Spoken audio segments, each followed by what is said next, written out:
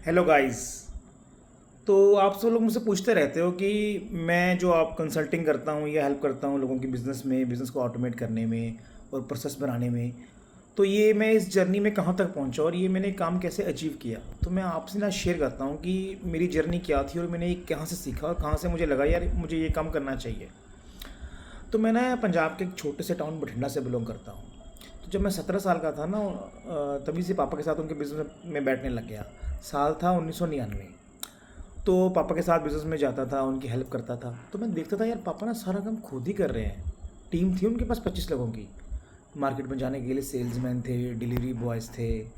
पर जो काम की जो मेन बैकबोन थी ना, जो सारे ऑर्डर बनाने थे, उनके वेंडर से कोऑर्डिनेशन करना था, या मेन मेन जो उनके क्लाइंट थे उनसे डीलिंग करनी थी और उनको डिस्काउंट्स देने थे या प्राइजेस बनाने थे, वो सारा काम पापा खुद ही करते थे। सारा दिन काम में लगे रहते थे। वो सुबह 9 बजे चले जाते ऑफिस, रात को 10 साढ़े 10 बजे घर आते थे। और मैं भी उनके साथ लग के उनकी तरह काम करने लग गया। तो ये मुझे लगा यार नहीं, मैं इतना काम नहीं कर सकता इस तरह से। तो मैंने ना एक नया बिज़नेस शुरू किया। जब मैं 22 साल का था तब मैंने एक नया बिज़नेस शुरू किया। मैंने एक C&F लिया किसी ब्रांड का।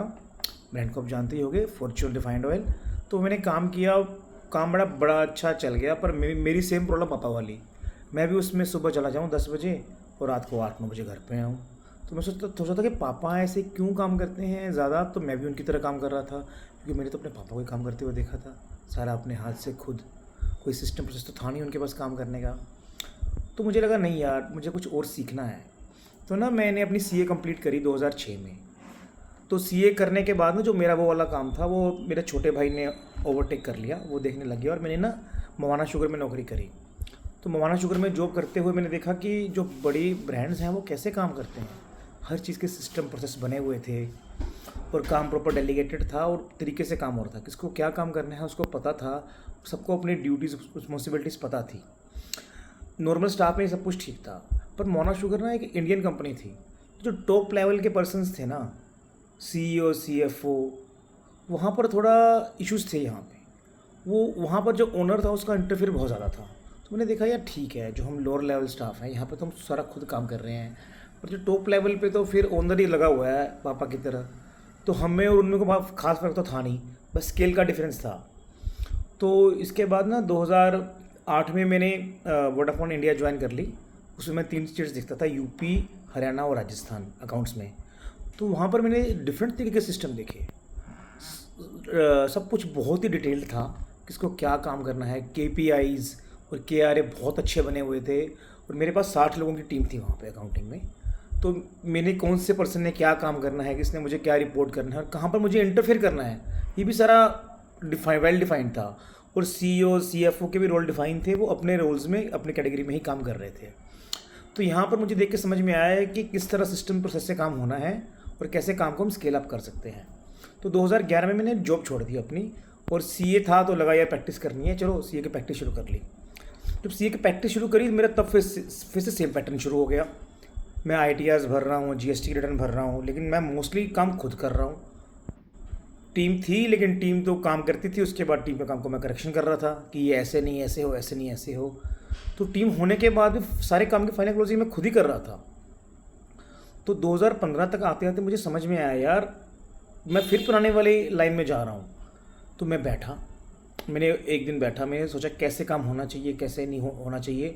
और इसको मैंने वोडाफोन और मवाना शुगर के सिस्टम से कंपेयर करा। तो मेरे को 2 साल लगे। 2 साल लगे, लेकिन 2 साल में मैंने सिस्टम बना लिए, पूरे टीम को डिफाइन कर दिया क्या काम करना है, क्लाइंट की ऑन बोर्डिंग कैसे करनी है। अगर उस टाइम सेल्ड वैट होता था, अगर वैट की रिटर्न भरनी है तो क्या क्या स्टेप होंगे, नया पैन नंबर लेना है या ऑडिट रिपोर्ट बनानी है, बैलेंस शीट या प्रोजेक्ट रिपोर्ट, हर चीज़ डिफाइन कर दी क्या क्या स्टेप हैं, क्लाइंट से क्या इन्फॉर्मेशन लेनी है, कौन सी इन्फॉर्मेशन लेने पे काम शुरू करना है, कौन सी पे काम नहीं शुरू करना। और जब काम बन जाएगा, रेडी हो जाएगा, तो उसकी फाइनल क्वालिटी कैसी होनी चाहिए, ये सब डिफाइन किया। तो मेरा काम स्केल अप होने लग गया। जब मेरा काम स्केल अप हुआ तो मेरे पास टाइम था, थोड़ा सा एक्स्ट्रा टाइम होने लग गया। जब मेरे पास एक्स्ट्रा टाइम बचा तो क्लाइंट्स मेरे पास आते थे, तो मैं पूछने लग गया ये प्रॉब्लम क्या है तुम्हें, कुछ इशू है बिज़नेस में बताओ। तो डिस्कस करते हुए ना क्लाइंट अपनी प्रॉब्लम लेके आते, तो अपने प्रॉब्लम का सोल्यूशन करना शुरू कर दिया। तो कुछ क्लाइंट जो मेरे साथ बैठते थे और मेरी बात मानते थे, उनका बिज़नेस स्केल अप हो गया और लाइफ बड़ी ईजी हो गई। तो ऐसे ही करते करते ना अराउंड 2022 में एक क्लाइंट आया मेरे पास, वो हाउसकीपिंग का काम करता था। वो 2 पार्टनर्स थे, वो दोनों पार्टनर की लड़ाई रहती थी आपस में। वो मेरे पास आए, अरुण यार हमने ना काम बंद करना है अपना पार्टनरशिप, हम दोनों अलग अलग काम करेंगे। मैंने पूछा क्यों भाई, क्या हो गया? उसने बताया, एक पार्टनर बोल रहा सारा काम मैं करता हूँ, ये तो काम ही नहीं करता कोई। दूसरा पार्टनर कह रहा है यार ठीक है मैं कम काम करता हूँ ऑपरेशंस का, लेकिन सारे क्लाइंट तो मैं लेके आता हूँ, सारे क्लाइंट मेरे रिलेशन से आए हुए हैं और मैं तो नया बिजनेस बनाने में ही लगा रहता हूँ, तो मैं ऑपरेशन में कैसे काम देखूँ? तो मुझे में समझ में आया ये दोनों काम तो पूरे लगन से कर रहे हैं, दोनों को ट्रस्ट भी है एक दूसरे के ऊपर, पर इन्होंने अपने रोल ही डिफाइन नहीं किए हुए। वहाँ पर मैं पहले देख रहा था कि एम्प्लॉय के रोल डिफाइन नहीं है, यहाँ पर अगर ओनर के भी रोल डिफाइन नहीं थे तो पार्टनरशिप बिजनेस में ओनर्स के भी रोल डिफाइन होने चाहिए। सेम फैमिली बिजनेस में अगर फादर और सन काम कर रहे हैं, उनकी प्रॉपर रोल और अथॉरिटी डिफाइन होनी चाहिए, तभी काम चलता है। उसकी भी मेरे पास कई स्टोरी है फादर सन की, पर वो नेक्स्ट टाइम शेयर करेंगे हम। तो यहाँ पर मैंने दोनों पार्टनर को बैठाया, देखा इसकी क्या स्ट्रेंथ है और दोनों के क्या क्या रोल्स हैं। तो मैंने दोनों के रोल्स डिफाइन किए, दोनों की अथॉरिटी क्या है, कहाँ किस लेवल पे वो खुद काम कर सकते हैं, किस लेवल पे उन्होंने दूसरे पार्टनर से हेल्प लेनी है। दोनों के काम के प्रोसेस के फ्लो बनाए, फिर स्टाफ को बांटा कि कौन कौन सा स्टाफ किसको रिपोर्ट करेगा, और अगर एक्सेप्शनल केस में दूसरे पर्सन ने पूछना है तो उसका भी सिस्टम बनाया। सिस्टम बनाने के बाद ज़्यादा टाइम नहीं, बस 30 दिन, सिर्फ 30 दिन बाद ही वापस मेरे पास आए, अरुण हम दोनों मिलकर काम करेंगे और काम को स्केल अप करेंगे, तुमने तो हमारी लाइफ बना दी। वो दोनों बड़े खुश हुए और आज 2022 से 2026 में सिर्फ 4 साल हुए हैं, उनकी सर्विस इंडस्ट्री है और उनकी सेल टर्नओवर 10 गुना हो गई है, 10 टाइम्स, और दोनों की बढ़िया बन रही है और दोनों इजीली काम कर रहे हैं और स्टाफ भी उन्होंने बहुत अच्छा बना लिया है। ऐसे ही ना मेरे पास थोड़े टाइम बाद एक क्लाइंट आया, वो ना उनका रेस्टोरेंट था, रेस्टोरेंट और ग्रोसरी बिजनेस था, तो उन्होंने फ्रेंचाइजी दिया, फ्रेंचाइजी लॉस में चला गया। तो उनको फ्रेंचाइजी से उन्होंने गारंटी ली हुई थी कि अगर तो लॉस में होगा या तुझे नहीं कंटिन्यू करना होगा, तेरे से बिजनेस हम परचेज़ करेंगे। तो उन्होंने लॉस मेकिंग बिजनेस उनका परचेज़ किया, उस शॉप उसका आउटलेट, फिर उसे 50 लाख के लॉस में क्लोज कर दिया। सेम चीज़ उन्होंने दोबारा करी, फिर वो मेरे पास आए, अरुण हम ना एक्सपैंड करना चाहते हैं, उसके लिए हम फ्रेंचाइजी देना चाहते हैं, पर फ्रेंचाइजी हमारी चल नहीं रही। तो मैं उनके ऑफिस में गया, देखा वो कैसे काम कर रहे हैं। उनका स्टाफ बहुत अच्छा था, स्टाफ को सारा काम करना आ रहा था, स्टाफ अपनी ओनरशिप लेके काम कर रहा था। पर इशू था क्या था कि स्टाफ को कुछ डिफाइंड और रूल्स रेगुलेशंस नहीं थे। अच्छे स्टाफ होने के कारण काम तो अपने आप हो रहा था, पर कोई इंस्ट्रक्शन स्टाफ को प्रॉपरली दी नहीं हुई थी। जो फ्रेंचाइजी वो नई लेके आ रहे थे तो उनको लग रहा था वहाँ पर भी ऐसे काम होगा कि, लेकिन अच्छा स्टाफ वहाँ पे उनको नहीं मिल रहा था या स्टाफ उतना ट्रेंड नहीं था। तो मैंने उनको समझाया, तुम्हें इतना अच्छा स्टाफ मिला है, इसका यूज़ करो। तो हमने बैठ के हर रेसिपी का प्रॉपर मेनू से हर रेसिपी के इंग्रेडिएंट्स लिखे, प्रोसेस लिखी कि इसके बाद क्या होना है, और हर रेसिपी को बनाने का वीडियो बनाया। रेसिपी का जब बनाया वो वीडियो बना दिए, उनको उस बनाने में 20 दिन लग गए। वो कह रहे हैं अरुण अब हम स्केल अप कर सकते हैं। मैं कहा नहीं, ये सिर्फ रेसिपीज़ हुई हैं, इसके बाद इंग्रेडिएंट्स की क्वालिटी चेक करनी है, इंग्रेडिएंट्स को बाय करना है, आपके स्टॉक लेवल्स देखने हैं।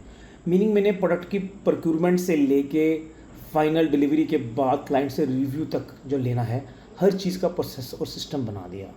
और जब उस सिस्टम को चेक किया हमने, वो सिस्टम ओके हो गया। इस सारे काम को हमें 4 महीने लग गए।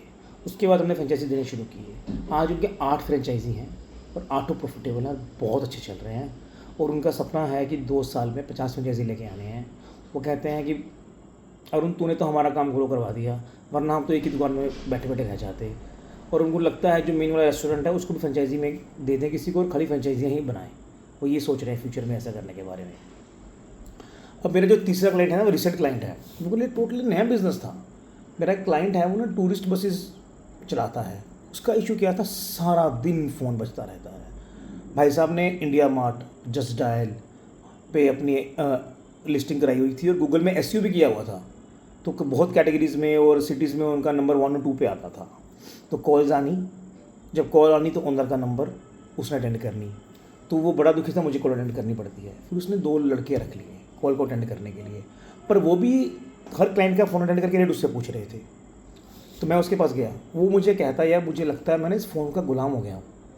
सुबह 8 बजे मैं आ जाता हूँ ऑफिस में और रात को 10-11 बज जाते हैं, फ़ोन तो मेरा बजना बंद ही नहीं होता।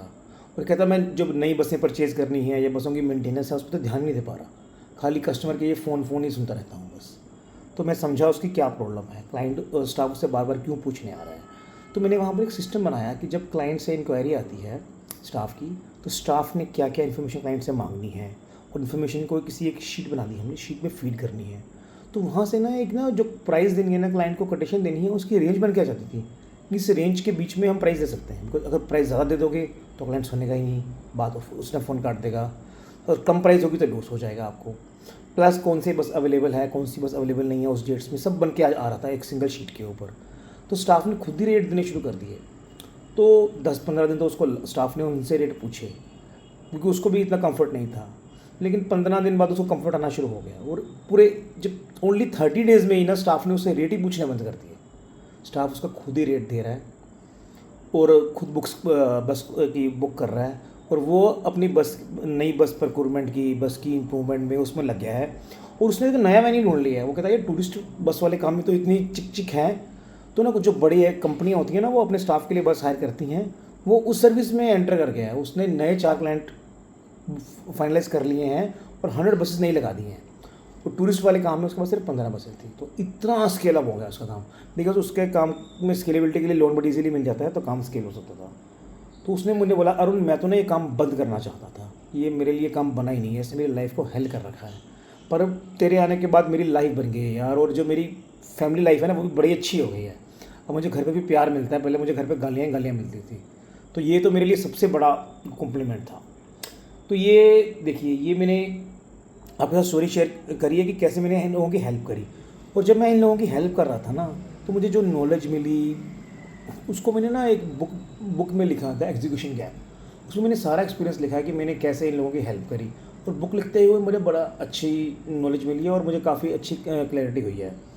तो मुझे एक चीज़ और नहीं समझ आया, एक नई चीज़ समझ में आई कि खाली ना प्रोसेस की नॉलेज होने से या चैट जीपीटी इंटरनेट से नॉलेज लेके या वर्कशॉप लेके भी काम नहीं होता।